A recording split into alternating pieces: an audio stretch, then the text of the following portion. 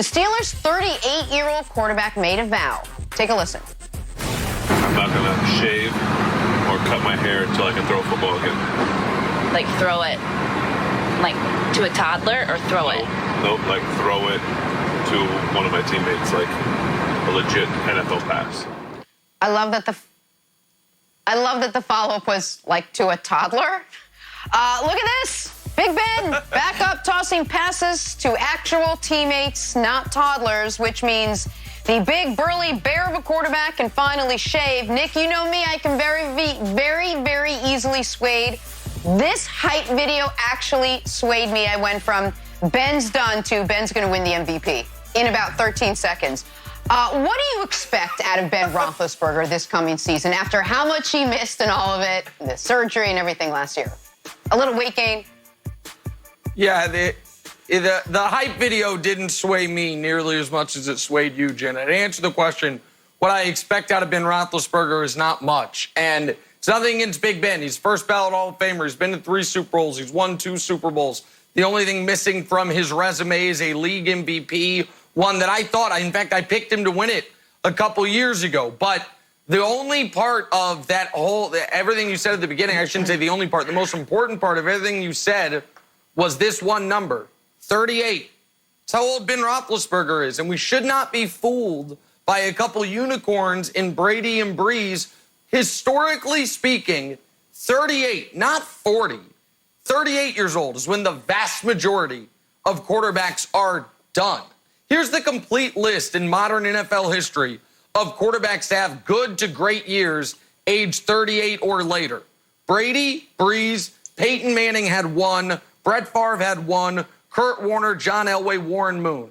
If we expand that list to age 39 or older, Peyton, Warner, Elway fall off it, and it's just Brady, Breeze, Favre, and Moon. I don't think it's realistic to expect Ben to be excellent when you look at his contemporaries from the same draft class. Eli's done. Phillip Rivers appeared to be done last year, and the Colts inexplicably just gave him $25 million.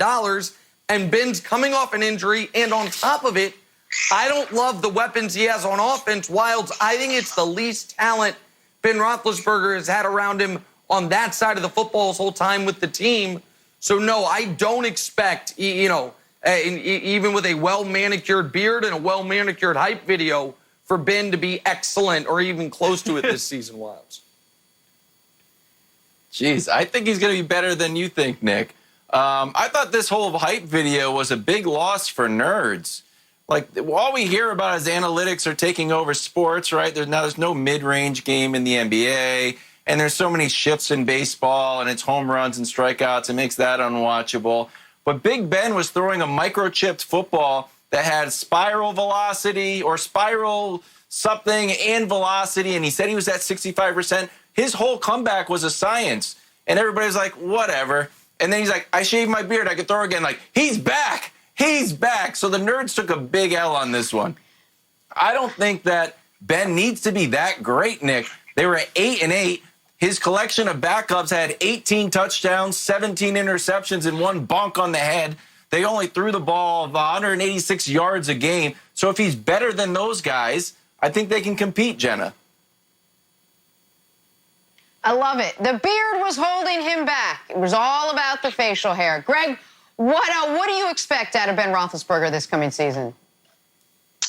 First, the beard was definitely not holding him back. The beard enhances everything. Second, I expect, I agree with Wilds on this. I agree with Wilds on this.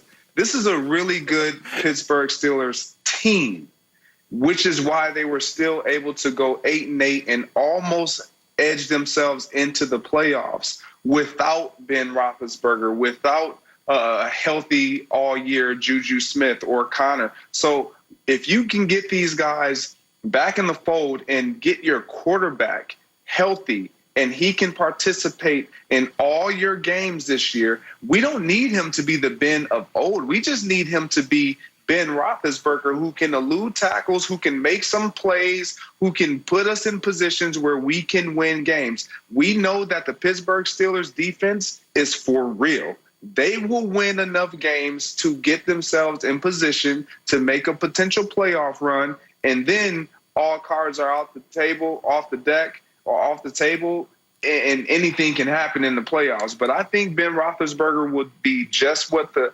doctor ordered for the Pittsburgh Steelers this year. But, Nick, even if he is healthy and ready to go, the Steelers are no longer the darlings of their division. It's a much more competitive division. You think this team, as it stands, could make the playoffs?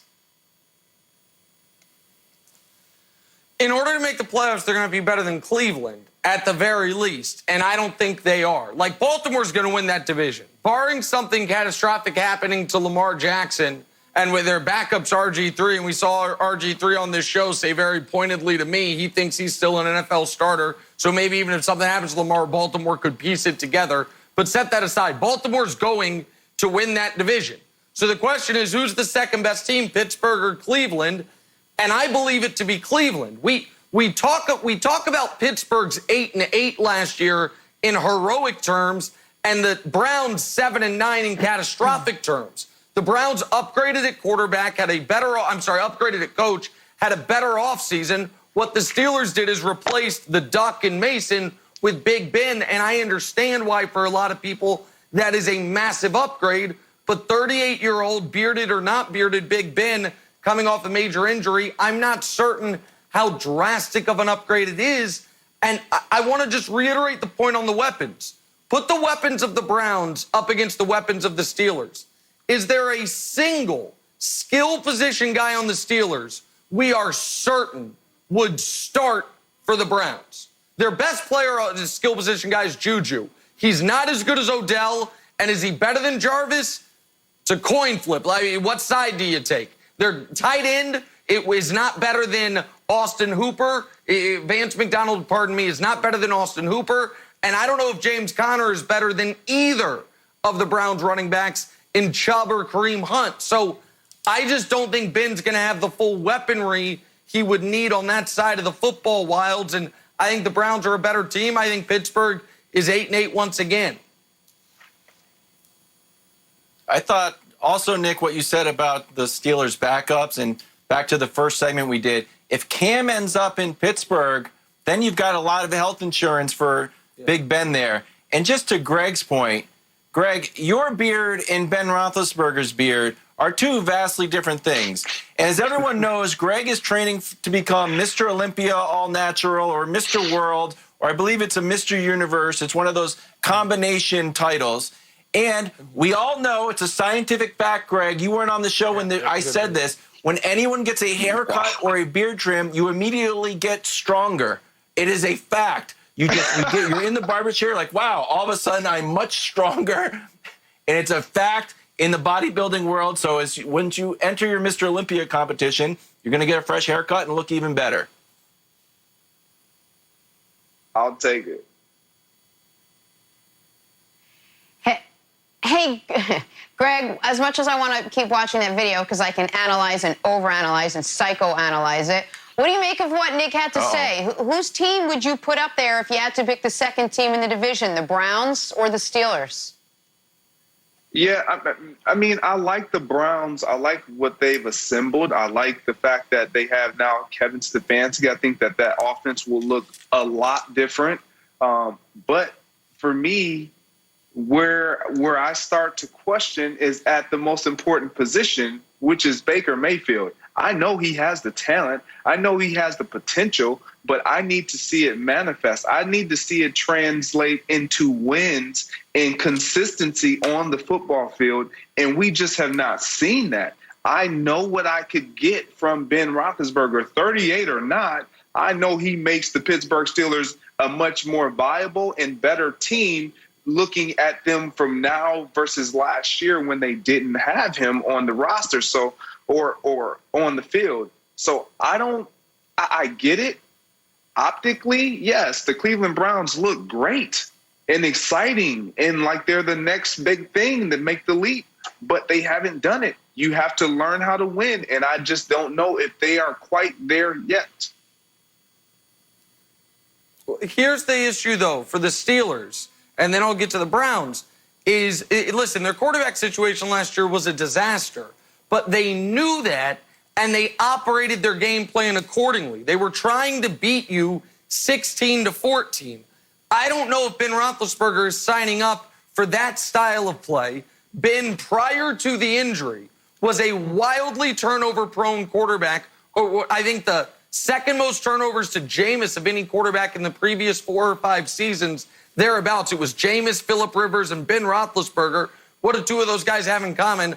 Aging gunslingers whose arms maybe aren't what they once were. And I want to be very clear on this. I would be shocked if at the end of the season, Ben Roethlisberger had a better year than Baker Mayfield. If Baker Mayfield this year is not, at the very least, the second best quarterback in his own division, then the Browns picked the wrong guy. If Baker, with the new head coach, with those weapons, with the humbling season he just had, if he can't have not just a bounce-back year, bounce back from the depths, but a legitimate Pro Bowl, if not better, caliber season, then the Browns are going to be in the quarterback business, and there's going to be the same old Browns again. So it's not only that I'm, shorting Ben Roethlisberger's stock, I'm also still holding on to my Baker Mayfield stock, which, dipped precipitously over the last year. I don't think he's cooked. I think he had a bad season with a terrible coaching staff, and I expect the Browns and Baker to be far better next year, Jenna. It dipped precipitously, I must say. Nick, love you. Take a break. Come on. If you think Big Bang is old, yeah, I'm poking fun. Wait till you see 53-year-old Mike Tyson's comeback. His talent hasn't dipped precipitously. Take a break. More first thing special after this. Hey, Jenna, how about this?